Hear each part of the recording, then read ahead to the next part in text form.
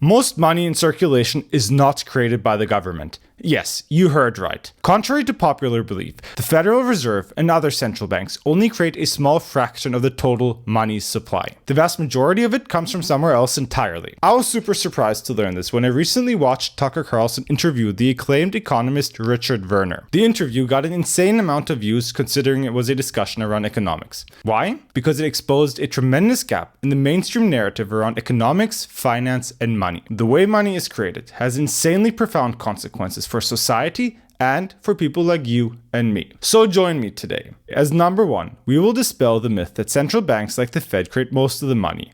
Number 2, explain who is actually in the business of money creation. And number 3, why this process has been so distorted and corrupted to the detriment of humanity. But before we speak about who actually creates money, let us take a step back.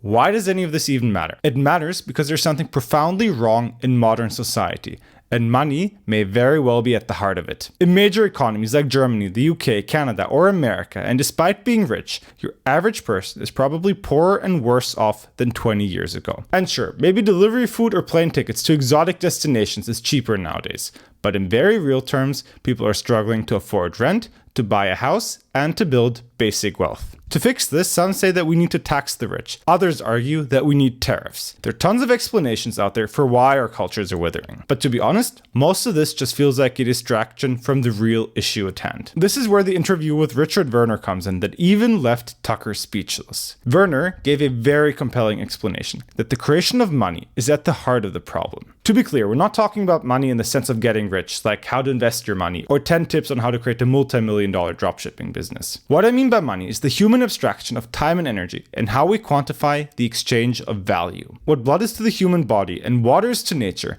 currency is to economics and society. Poison the blood and the body suffers. Poison the water and nature withers. Corrupt the money and you will corrupt society itself. That is why we must understand the process of money creation. How does money creation work? Central banks and commercial banks. The Fed prints money, right? That's what I always thought, and that's what most of the content on the internet will tell you.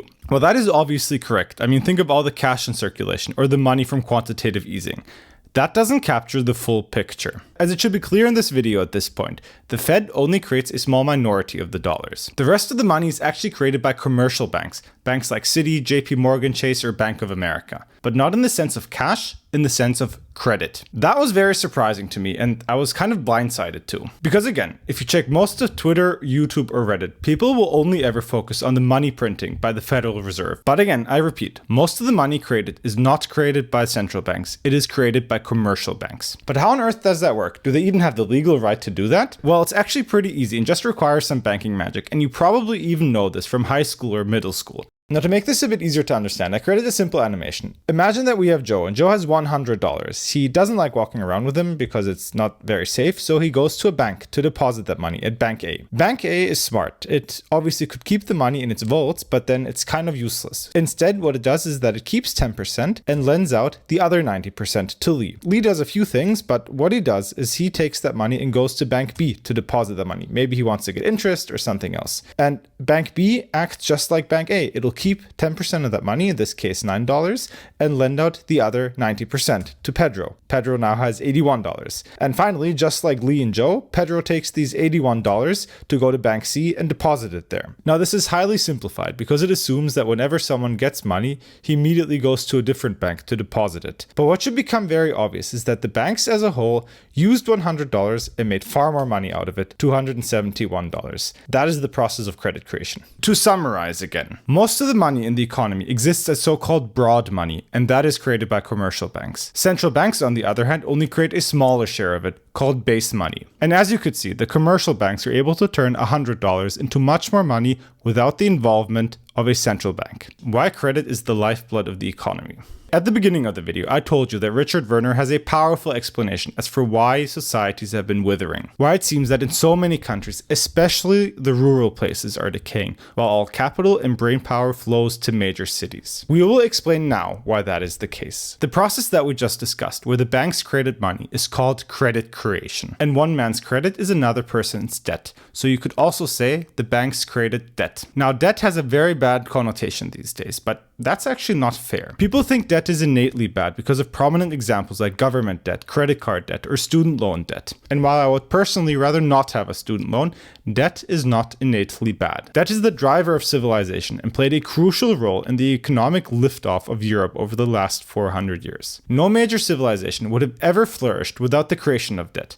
But obviously, in most cases, most major civilizations were also brought down by excessive and toxic debt. So to understand this positive and optimistic vision that Richard Werner brought forth on Tucker Carlson, we need to understand this dualism to debt. Why is debt so essential, but can also be so toxic at the same time? To understand this, you need to understand that debt is effectively a bargain with the future. It's the belief that $1 million today can be worth much more in the future. Examples of this are things like a local entrepreneur using a loan to build a new factory. Sure, the upfront costs are quite high, but if that factory employs a lot of people in the future and produces a lot of cool stuff, it'll be worth it. A bank giving a couple million to a tech startup that'll create a cool AI tool worth billions of dollars in the future is also worth it. Debt is great if it's used towards productive investments that will pay off ripely in the future. However, if we take on credit card debt to buy new shoes or clothes, that'll just enslave us. Similarly, if the government takes on debt to fund a useless but mega expensive bridge in the middle of nowhere, that is also a waste. So societies that grow and thrive are ones where debt is used intelligently towards productive investments. Societies that decline is where debt is abused for waste or spending. Which brings us back full circle to the textbook example of credit creation. Credit creation is so important because that's how societies effectively create debt. And if that process is corrupted or impeded, society withers. The fall of regional banks and the demise of the American hinterland. Imagine you're in a small place in the American heartland. It's the 1960s and small communities all across America are thriving. For the sake of our example, let us call our little town Oakville in Ohio. The town wasn't anything spectacular, but it had a nice main street with a bunch of thriving small businesses. Think of restaurants, cafes, bookshops, a bakery, and an ice cream parlor. And sure, none of these places were anything super fancy or spectacular,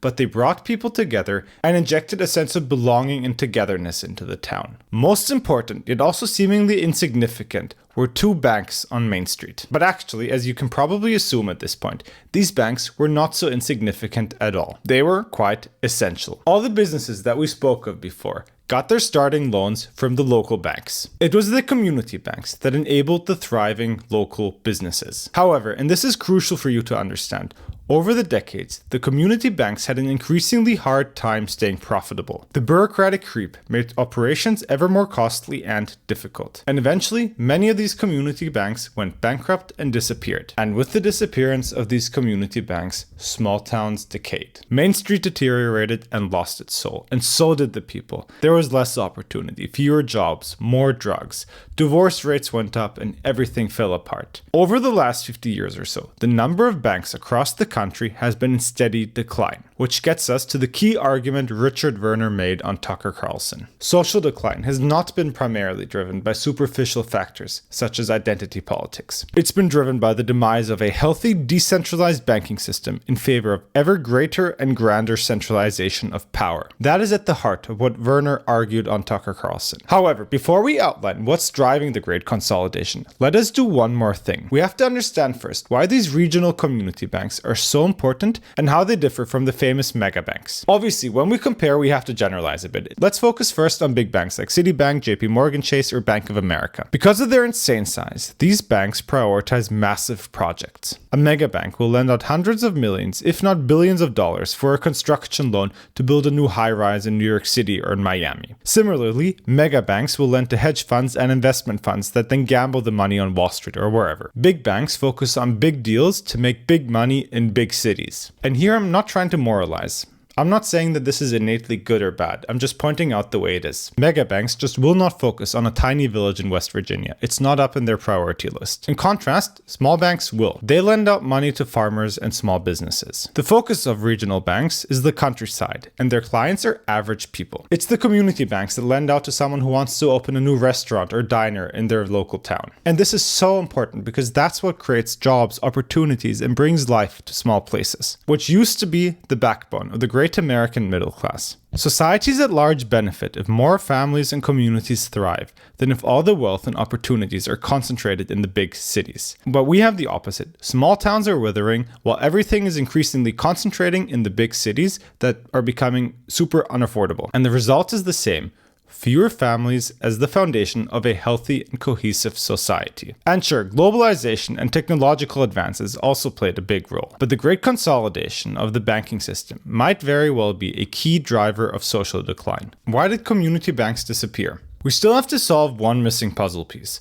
If community banking is so essential to large chunks of America, and to be honest, all around the world, then why did they disappear? I mean, normally you'd think efficient market hypothesis, right? If there is an opportunity, well, then someone will take advantage of it. Here, Richard Werner's argument is very blunt. The decline of community banking wasn't an accident, according to him.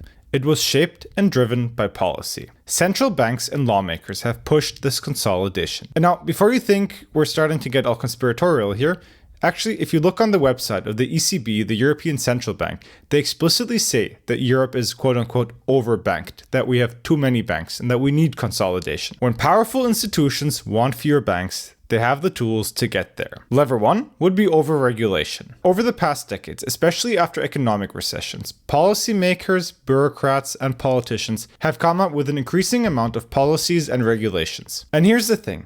Big banks can afford huge legal teams that can deal with the bureaucracy, but for a small bank, hiring a few more lawyers can very well be deadly. Additionally, big banks also have the connections and leverage to influence policy in their favor. Community banks don't. Obviously, I'm not saying that all regulation is bad. Some may very well be justified, but by and large, when it piles up, it can be lethal. Lever 2 would be ultra low interest rates, and that is something that surprised me quite a bit, to be honest. Werner argued that the low interest rates after the Great Recession disproportionately hurt regional banks. That is because community banks live on the spread between what they pay on deposits and what they earn on loans. Near zero rates crush that spread. Big banks, in contrast, have super diversified portfolios. They make money from a lot of other things, like credit cards, big corporate deals, or trading. Simply put, their portfolios are more diversified. And finally, when a big crisis comes, small banks are never bailed out by the government, whereas big banks are usually considered too big to fail and are rescued. So with every recession or stock market crisis, small banks are wiped out, while big banks can pursue increasing consolidation. Ladies and gentlemen, this brings us to the end of the video. I hope you enjoyed my summary of Tucker Carlson's interview of Richard Werner. I personally found it incredibly interesting, and I watched the 2.5-hour interview in a very short time period. If you did enjoy, please like, comment, and subscribe, and I'll see you guys next time. Bye bye.